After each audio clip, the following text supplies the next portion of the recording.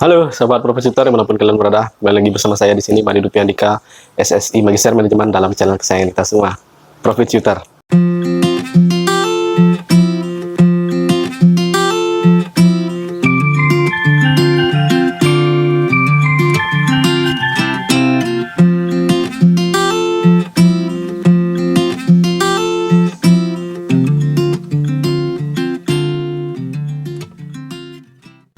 Nah, jadi dalam video kali ini ya, saya mau membahas seputar rasio-rasio keuangan yang patut kita pahami ya sebelum kita terjun ke dalam dunia investasi.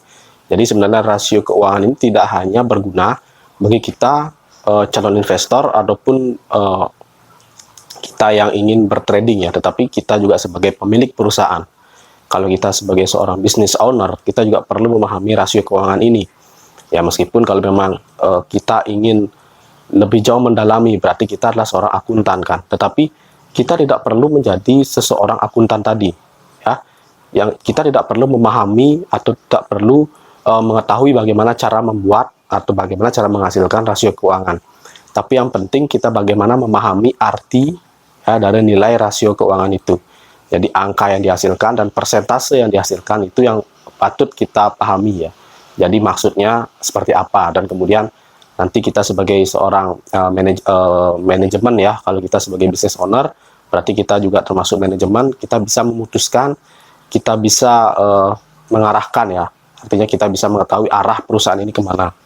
Tapi kalau sebagai investor, kita bisa mengetahui, oh perusahaan ini sedang dalam kondisi bagus, sedang dalam kondisi prima, atau dia sedang dalam kondisi yang kurang ciamik, atau performanya kurang baik. Nah, jadi seperti apa ya rasio keuangan itu? Sebelum saya lanjutkan, silakan teman-teman pencet tombol like ya, dan juga subscribe nanti apabila teman-teman mendapatkan manfaat dan juga insight terbaru dari video yang saya buat.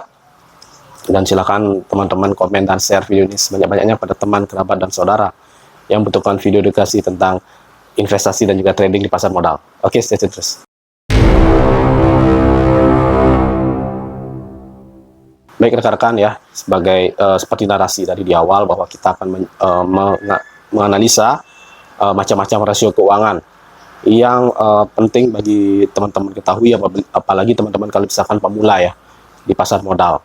Jadi memang tujuannya kalau teman-teman seorang investor, rasio keuangan ini adalah lebih ke arah fundamental ya, fundamental perusahaan. Nah, jadi ibarat kalau kita misalkan ingin melakukan jual beli ya, misalkan jual beli mobil bekas, itu ada beberapa hal yang pasti harus kita ketahui ya sebelum kita terjun ke dalam dunia jual beli mobil bekas. Misalkan apakah AC-nya dingin, kemudian apakah remnya belum atau tidak, ya apakah nanti olinya rembes apa tidak, ya seperti itu. Tapi apakah kita harus tahu bagaimana cara mengganti oli, ataukah misalkan apakah kita harus tahu bagaimana caranya mengganti freon AC mobil ya, ataukah misalkan apakah kita harus mengerti caranya mengganti tali kopling ya, kan tidak ya, karena kalau yang mengerti detail tadi secara teknis itu adalah seorang montir ya, sama seperti di rasio keuangan yang membuat laporan atas rasio-rasio keuangan itu adalah seorang akuntan ya, akuntansi. Tapi yang memutuskan, yang mengartikan nilai-nilai tadi, nilai-nilai yang diberikan oleh akuntan itu adalah seorang manajemen. Ya, manajemen ini bisa business owner yang langsung merangkap jadi manajemen, ataukah investor ya. Jadi investor kan langsung diberikan juga laporan keuangan. Ya, jadi dia bisa mengetahui kondisi perusahaan sekarang seperti apa dan arah perusahaan sekarang kemana gitu ya. Nah, seperti tadi dijual beli mobil itu kan ada macam-macam ya. Tali koplingnya rusak atau tidak, atau putus, terus olinya rembes atau tidak, kemudian AC-nya dingin atau tidak, kemudian bodinya gimana ya, ada lecet atau tidak, nah dan lain sebagainya. Nah, kita langsung mulai aja ya ke rasio keuangan yang pertama, itu adalah EPS atau earning per share. Jadi earning per share itu kalau di bahasa Indonesia kan adalah laba per saham. Nah, jadi biar teman-teman lebih paham ya, agar teman-teman lebih mudah mengerti, jadi kita bilang saja laba per saham. Nah, laba per saham ini adalah bagaimana perusahaan atau kemampuan perusahaan dalam mencetak laba per setiap sahamnya. Jadi nanti laba yang dihasilkan itu akan dirata-ratakan, dibagi dengan jumlah saham yang beredar. Ya, misalkan anggap saja laba per sahamnya adalah 500 ya. Misalkan laba yang dihasilkan itu adalah 1 juta, 1000 misalkan ya, 1000, kemudian 1000 rupiah ya, dibagi saham yang beredar itu adalah 20 misalkan ya, berarti kan laba per sahamnya adalah 500 rupiah. Nah, berarti laba yang bisa diatribusikan kepada pemilik per lembar saham itu adalah 500 rupiah. Nah, kemudian apakah 500 rupiah itu bagus atau tidak ya? Berarti kan kita harus bisa membagikan ya, artinya kita bisa membandingkan dengan kebiasaan perusahaan terdahulu. Nah, biasanya misalkan dari rentang waktu 5 tahun nih, ya biasanya perusahaan laba per sahamnya itu biasanya adalah 250 ya, atau 25% ya dari harga sekarang misalkan 1000 gitu ya. Kemudian saat ini tadi 500 rupiah per lembar saham, berarti laba perusahaan pada saat ini adalah 50%. Nah, dibandingkan sebelumnya 25%, sekarang 50%, berarti kan perusahaan lebih bagus ya di tahun ini. Nah, kemanakah arahnya IPS ini ya? Jadi, apa gunanya kita menganalisa IPS? Jadi, IPS ini arahnya nanti adalah untuk mengetahui apakah perusahaan akan membagikan dividen ya. Artinya, IPS ini lekat dengan dividen. Nah, kalau membagikan dividen berarti kan dia harus untung, berarti harus ada laba. Bagaimana dia perusahaan membagikan dividen kalau tidak ada labanya? Ya, kalau misalkan labanya minus, berarti laba per sahamnya juga minus. Ya, berarti tidak ada laba yang dibagikan. Nah, makanya IPS itu arahnya nanti ke laba. Terlepas dari apakah labanya dibagikan atau tidak. Ya, apakah nanti akan di-keep sebagai cash, sebagai modal, ataukah dibagikan sebagai dividen. Nah, tapi dengan laba per saham ini, kita bisa mengetahui seberapa bagus ya, artinya perusahaan mencetak laba. Nanti bisa kita bandingkan dengan tahun-tahun sebelumnya. Biasanya laba per sahamnya ya rata-rata 25% ya, dibandingkan sekarang 50%, berarti perusahaan sedang bagus. Nah, kemudian rasio yang kedua adalah PER ya, atau price to earning ratio. Nah, price to earning ratio ini adalah harga ya dibandingkan dengan laba per saham tadi. Nah, misalkan harga saham saat ini adalah 1000 ya. 1000, kemudian laba per sahamnya adalah 500 rupiah, berarti harga dibandingkan dengan laba per saham itu atau PER-nya tadi adalah 2 kali. Nah, apakah 2 kali itu bagus atau tidak? Ya, kita juga bisa bandingkan dengan tahun-tahun sebelumnya ya. Tadi misalkan tadi 25% ya, berarti PER-nya 4 kali. Kemudian biasanya misalkan 10% ya, berarti PER-nya adalah 10 kali.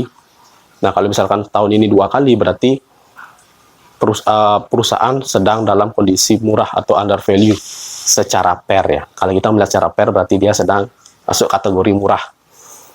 Nah, apakah kategori murah secara PER itu artinya bagus? Ya, belum tentu, karena kita belum melihat rasio yang lain. Nah, rasio yang ketiga adalah price to book value, atau harga dibandingkan dengan nilai buku. Nah, bagi teman-teman yang belum tahu, nilai buku itu adalah modal ya. Nilai buku adalah modal dibagi jumlah saham yang beredar. Jadi modal itu kan adalah aset ya, seluruh aset dikurangi dengan hutang atau liabilitas. Nah, aset dikurangi liabilitas sama dengan modal. Nah, modal dibagi jumlah saham yang beredar itu adalah nilai buku. Jadi nilai buku misalkan tadi modalnya adalah 1000 ya. 1000 dibagi jumlah saham yang beredar itu misalkan 100, berarti nilai bukunya adalah 10. Nah, kemudian 10 harga saham saat ini adalah 500 gitu misalkan ya. 500 dibagi dengan 10. Berarti harga dibandingkan dengan nilai buku atau price to book value atau PBV itu adalah 5 kali. Nah, price to book value ini apakah tergolong murah atau tidak gitu ya. Jadi kan kita bisa melihat kemampuan perusahaan selanjutnya, apakah nanti kemampuan perusahaan itu mampu mencetak laba atau tidak ya, ataukah misalkan dividen ya, menyambung dengan IPS tadi, apakah dividennya dibagikan atau tidak. Kalau misalkan dividennya tidak dibagikan, tadi misalkan 500 ya per lembar saham, itu 500 tidak dibagikan atau dibagikan hanya 25%, ya berarti 250 saja yang dibagikan, 250-nya di keep sebagai modal, berarti kan 250-nya akan masuk ke modal. Kalau modalnya meningkat, berarti nilai bukunya juga meningkat. Nah, dengan nilai buku meningkat, ya, kemudian PBV-nya kan akan jauh menjadi lebih turun. Nah, misalkan PBV-nya saat ini misalkan 2 kali ya, 2 kali. Kemudian dengan modal yang tadi masuk Rp250, PBV-nya menjadi 0,5 kali misalkan ya. Berarti kan ada penurunan PBV, dan berarti kalau semakin turun PBV-nya, dia menjadikan perusahaan ini menjadi lebih murah. Nah, kalau kita melihat secara nilai buku, misalkan nilai buku tadi 50 ya, 50. Kemudian setelah modal naik, perusahaan mencetak laba ya semakin banyak, akhirnya nilai bukunya meningkat ya menjadi 500 gitu misalkan ya, 500. Tetapi harga saat ini ya, kalau teman-teman lihat harga sahamnya di chart itu ternyata hanya 100 gitu ya, berarti kan tidak masuk akal. Nah, nilai bukunya 500 tapi harga saham saat ini 100 gitu ya. Nah, berarti ini yang bisa kita lihat ya, apakah perusahaan ini bagus atau tidak, atau under value atau tidak, murah atau tidak, atau ternyata harganya tidak sesuai dengan nilai bukunya. Nah, berarti kita kan bisa lihat. Tapi kalau misalkan nilai bukunya 500 gitu ya, tetapi harga saat ini 1000, itu bisa dikategorikan dia mahal ya, atau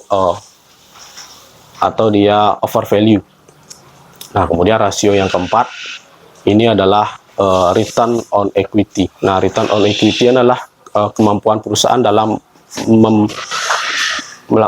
memberikan pengembalian ya, atau return atau hasil investasi terhadap modal. Nah, jadi modal yang ada di perusahaan itu berapa kemampuan perusahaan dalam mengembalikan hasil investasinya. Itu yang disebut dengan return on equity. Nah, return on equity ini itu sebagai erat juga ya kaitannya dengan usaha, dengan laba tadi ya, IPS tadi. Nah, laba per saham tadi berapa yang dibagikan sebagai dividen ya, misalkan tadi Rp250 gitu, Rp250-nya masuk sebagai modal. Nah, artinya modal ini kan akan digulung lagi ya, akan digulung lagi sebagai hasil usaha, dan hasil modal yang digulung tadi sebagai hasil usaha digunakan sebagai operasional, kemudian meningkatkan lagi returnnya. Nah, kan berarti rasio dari ROE-nya akan meningkat. Ya, misalkan modal perusahaan itu ya 100 juta gitu, misalkan 100 juta, kemudian dipakai dipakai operasional, kemudian berhasil mencetak return ya sebanyak 25% gitu ya, berarti kan 25 juta dalam setahun. Nah, dalam setahun berarti dalam 4 tahun ya, berarti kan modalnya sudah balik, sudah BEP ya, sudah 100 juta. Berarti modalnya sudah naik, bukan 100 juta lagi, tapi 200 juta. Nah, kalau bisa dari 100 juta modal, kemudian bisa mencetak laba 50% atau 50 juta, berarti dalam 2 tahun modalnya sudah meningkat 2 kali. Ya, sudah menjadi 200 juta. Nah, semakin besar dia bisa mencetak laba, persentase semakin besar ya, berarti semakin bagus, semakin sehat perusahaan ini. Kemudian rasio yang kelima itu adalah DER ya, atau debt to equity ratio. Nah, berarti ini gampang ya, artinya bahwa hutang terhadap modalnya. Jadi kalau bisa hutangnya terlalu besar ya, berarti kan perusahaan ini bisa dikategorikan kurang sehat ya, apabila hutangnya lebih besar daripada modal ya. Hutang 100 juta tapi modal perusahaan hanya 25 juta, berarti ada kemungkinan hutang tersebut tidak mampu dibayarkan seluruhnya oleh modal. Nah, jadi kan ada namanya aset dan juga hutang ya. Nah, aset ini itu kalau misalkan dikurangi hutang, itu adalah modalnya. Nah, kalau misalkan hutangnya terlalu besar, modal cash-nya tidak cukup, bagaimana cara menutup kerugian atau menutup hutang tadi? Ya, misalkan kita punya 100 juta, kemudian ternyata kita sebelum membuka usaha itu memerlukan keseluruhan adalah 100 juta. Ya, berarti kan hutang kita nyari hutang lagi yang menjadi 100 juta. Nah, kemudian cashnya ternyata hanya 25 ya, karena tadi untuk keperluan 200 juta itu diperlukan untuk membeli barang-barang, kemudian membeli stok, kemudian membeli peralatan-peralatan ya. Kemudian dari 100 juta modal kita, kita cari utang lagi 100 juta ya, sisanya hanya 25 juta. Nah, 100 juta ini tidak mungkin ditutupi oleh 25 juta. Nah, oleh karena itu, apabila hutangnya lebih besar daripada modal, ini bisa dikatakan tidak sehat. Sebaliknya, apabila utangnya lebih besar daripada modal, bisa dikategorikan perusahaan ini sehat ya, atau dia ada kecenderungan jauh lebih baik daripada perusahaan yang tadi ya, yang memiliki hutang lebih besar daripada modalnya. Nah, kemudian rasio yang keenam atau terakhir adalah dividend yield ya, atau kalau di bahasa Indonesia kan itu adalah tingkat pengembalian terhadap atau tingkat pemberian dividen ya gitu ya. Jadi tingkat pemberian dividen artinya kemampuan perusahaan dalam memberikan dividen. Nah, jadi kita bisa lihat aja dari rata-rata misalkan harga perusahaan saat ini 1.000 gitu ya, 1.000, tapi mampu memberikan laba atau membagikan laba kepada para pemilik atau investor ya sebanyak Rp500, berarti kan dividennya adalah 50%. Nah, kita bisa lihat dari atau kita bisa bandingkan dengan sebelum-sebelumnya, tahun-tahun sebelumnya 50%, misalkan dibandingkan dengan tahun lalu 25%, 2 tahun lalu hanya 15%, 3 tahun lalu hanya 10% ya, 4 tahun lalu hanya 35%, berarti lebih bagus ya saat ini perusahaan ini. Dan 50% tetap apa namanya? Tetapi kita bisa lihat juga ya, kalau misalkan perusahaan itu tidak membagikan laba atau di-keep sebagai cash gitu ya. Nah, ini sebagai salah satu pertimbangan juga. Tetapi seperti yang tadi sudah saya sampaikan di awal, kita hanya mengetahui arti dari nilai dividend yield ini. Ya, semakin besar semakin bagus. Entah nanti ada narasi atau ada mungkin misalkan pendapat bahwa oh ini kan laba yang dibagikan. Sebenarnya kan jauh lebih bagus kalau labanya ditahan sebagai modal, sebagai capex ya, atau sebagai lain sebagainya. Nah, ini sama seperti yang tadi sudah dikatakan di awal, kita hanya sebagai seseorang yang melakukan jual beli, kita hanya tahu atau kita hanya paham bahwa apa saja dasar-dasar yang harus dipahami seorang yang mau terjun dalam jual beli. Ya, kita tidak harus mengetahui bagaimana cara mengganti komponen yang rusak dan lain sebagainya. Nah, jadi kalau kita bilang bahwa oh ini harusnya dibagikan di-keep sebagai capex, di-keep sebagai cash ya, itu kan masih bisa diperdebatkan. Dan juga satu kesimpulan ya, bahwa keenam rasio keuangan ini ya yang tadi sudah kita pelajari di awal, itu menandakan bahwa saham ini hanya layak dicermati ya, hanya layak untuk diperhatikan. Tapi apakah layak dibeli? Nah, belum tentu. Jadi kita tetap memperhatikan yang namanya teknikal atau harga. Nah, tadi keenam rasio keuangan ini kan adalah tergolong analisa fundamental. Nah, jadi analisa fundamental itu dikonfirmasi dengan teknikal ya, harganya berapa. Nah, misalkan tadi sudah bagus ya, DER sudah bagus, kemudian EPS bagus, price to earning rasio 2 kali tergolong murah, kemudian PBV juga tergolong murah, dividen yield bagus, return on equity juga rasionya bagus, tetapi harganya ternyata sudah mulai masuk dalam downtrend. Apakah layak dibeli?